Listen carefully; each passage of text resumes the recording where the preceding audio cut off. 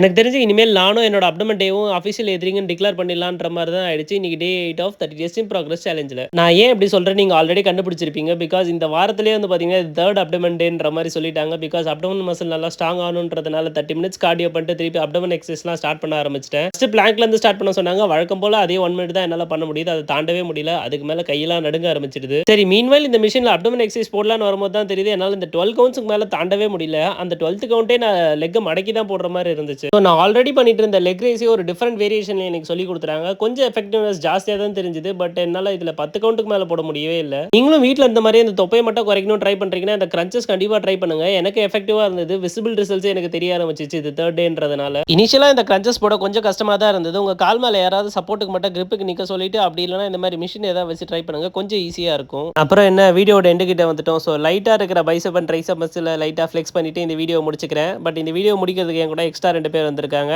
So நம்ம next வீடியோல பார்க்கலாம். Until then piece.